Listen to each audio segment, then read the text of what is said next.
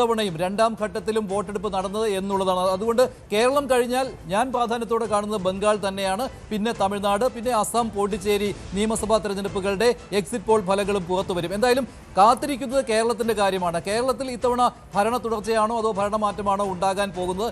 Neck and neck fight എന്ന സിറ്റുവേഷനിൽ എത്രത്തോളം മാറ്റം വന്നിരുന്നു? എക്സിറ്റ് പോളുകൾ എന്താണ് പറയാൻ പോകുന്നത്? കൃത്യം 6:30 തന്നെ വോട്ട് വൈബിന്റെ ന്യൂസ് 18 കേരളത്തിലൂടെ മാത്രമാണ് വോട്ട് വൈബിന്റെ ഏറ്റവും വിശ്വസനീയമായ ഒരു വളരെ ആക്യുറേറ്റ് ആയി തന്നെ ഓരോ മേഖലകൾ തിരിച്ചുള്ള ഒരു സർവേ ആയിരിക്കും. ഈ എക്സിറ്റ് പോൾ ഫലമായിരിക്കും പ്രേക്ഷകർ. മേഖല എന്ന് പറയുമ്പോൾ വടക്കൻ കേരളം, തെക്കൻ കേരളം, മധ്യ കേരളം, ഈ 3 ഭാഗങ്ങളിലെയും എങ്ങനെയാണ് UDF-നും LDF-നും NDA-ക്കും കിട്ടാൻ പോകുന്ന സീറ്റുകൾ എന്നുള്ള കാര്യം കൃത്യമായിട്ട് വോട്ട് വൈബിന്റെ എക്സിറ്റ് പോൾ ഫലങ്ങളിൽ പ്രതിഫലിക്കും. അത് മാത്രമല്ല കാസ്റ്റ് വൈസ് ക്രിസ്ത്യൻ വോട്ടുകളുടെ കൺസോൾട്ടേഷൻ, മുസ്ലിം വോട്ടുകളുടെ കൺസോൾട്ടേഷൻ, ഹിന്ദു വോട്ടുകൾ എങ്ങോട്ടേക്ക് പോയി, BJP പ്രതീക്ഷിക്കുന്നത് പോലെ ക്രിസ്ത്യൻ വോട്ടുകൾ അങ്ങോട്ടേക്ക് വരുമോ, അപ്പർ കാസ്റ്റ് ഹിന്ദുസിന്റെ വോട്ട് എങ്ങനെയുണ്ടാകും, ഒപ്പം മെയിൽ ഫീമെയിൽ കണക്കുകൾ ഉണ്ടാകും.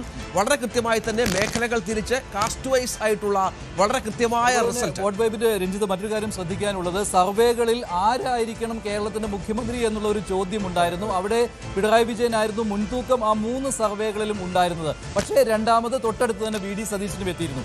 എക്സിറ്റ് പോളിലും ഈ വോട്ട് ചെയ്ത ആളുകൾ എന്താണ് പറഞ്ഞത്? മുഖ്യമന്ത്രിയാകാൻ താല്പര്യം, അവർ താല്പര്യപ്പെടുന്നത് പിണറായി വിജയനെയാണോ, VD സതീശനെയാണോ, രമേശ് ചെന്നിത്തലയാണോ എന്നുള്ള ചോദ്യങ്ങൾ ഉണ്ടായിരുന്നു. തുടങ്ങിയ ചോദ്യങ്ങൾ ഉണ്ടായിരുന്നു. അതിൽ ഏത് ആർക്കാണ് മുൻതൂക്കമുള്ളത് എന്ന് എക്സിറ്റ് പോൾ ഫലങ്ങളിൽ പ്രതിഫലിക്കും എന്ന കാര്യത്തിൽ സംശയമില്ല. ഒന്നാം ഘട്ട സർവേ ഫലങ്ങൾ, രണ്ടാം ഘട്ട, 3 ഘട്ട സർവേ ഫലങ്ങളിലും പിണറായി വിജയനും ഒപ്പം സതീശനുമായി നെക്ക് ടു നെക്ക് ആയിരുന്നു. ആദ്യഘട്ടത്തിൽ പിണറായി വിജയൻ മുന്നിൽ വരുന്നു, പിന്നീട് സതീശന് ഒരു ചെറിയ നാരോ എഡ്ജ് ഉണ്ടാകുന്നു. അങ്ങനെ കേരളത്തിലെ മുഖ്യമന്ത്രി പോരാട്ടത്തിലും ആരാണ് മുന്നിൽ എന്നുള്ള കാര്യത്തിൽ വളരെ വ്യക്തമായി തന്നെ ഞങ്ങൾ പ്രേക്ഷകർക്ക് വേണമെങ്കിൽ ആ ഡേറ്റ് ഒന്നോടെ ഓടിച്ചു നോക്കാം. കാരണം ഇനി 25 മിനിറ്റ് സമയമുണ്ട്.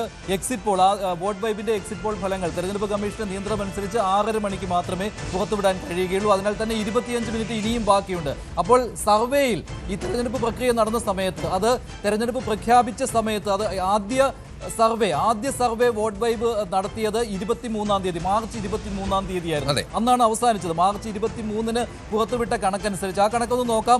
ഒന്നാമത്തെ സർവേ, വോട്ട് വൈബിന്റെ ഒന്നാമത്തെ സർവേ, അത് മാർച്ച് 23 വരെ കേരളത്തിലെ ജനമനസ്സ് എങ്ങോട്ടായിരുന്നു, ഏത് മുന്നണിക്കൊപ്പമായിരുന്നു? ആ ഡേറ്റ ഒന്ന് സ്ക്രീനിൽ പെട്ടെന്നൊന്ന് കാണാൻ സാധിക്കുമെന്ന് കരുതുകയാണ്. ആ ഡേറ്റ അനുസരിച്ച് LDF 71 ശതമാനമായിരുന്നു. ഒരു നാരോ എഡ്ജിൽ LDF കേരളത്തിൽ ഭരണത്തിൽ വരുമെന്നായിരുന്നു നമ്മുടെ ആദ്യഘട്ട സർവേ.